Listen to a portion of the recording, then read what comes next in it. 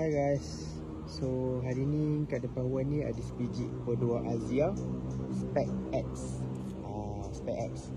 Okay, so kalau untuk Spec X ni lampu sama macam Evan, SE sama.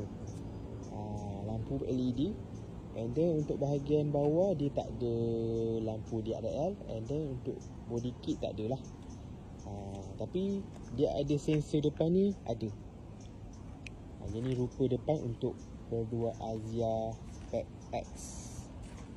Okay, untuk bahagian tepi sport rim sama, saiz 14. Untuk lampu signal kat tepi dekat bawah ni, dia tak ada dekat sini, dia kat bawah ni. And then untuk side mirror ni korang kena tolak pakai tangan.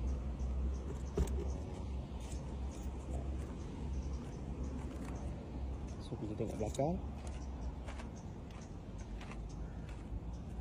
So untuk Azia X ni dia tak ada spoiler. And then untuk belakang ni dia akan, untuk Spec X dia akan tulis X lah.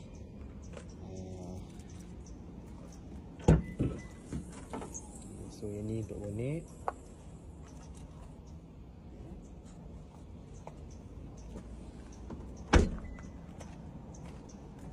Okay, so untuk Azia X ni dia pakai keyless guys. So kunci dia macam ni. Kunci macam ni. Korang nak lock unlock kat sini pun boleh, ataupun nak pakai keyless kat sini pun boleh. So yang ni untuk bahagian interior Azia X. So kita start dulu. Okay, so untuk Azia X ni korang boleh adjust level lampu besar, sama ada korang nak tinggi ataupun rendah. Dia ni boleh set sampai 5. Yang ni traction control, yang ni parking sensor.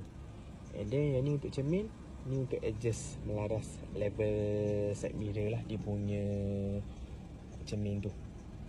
Tapi kalau korang nak tutup, nak flip, korang kena pakai tangan. Ini untuk meter untuk Azia X.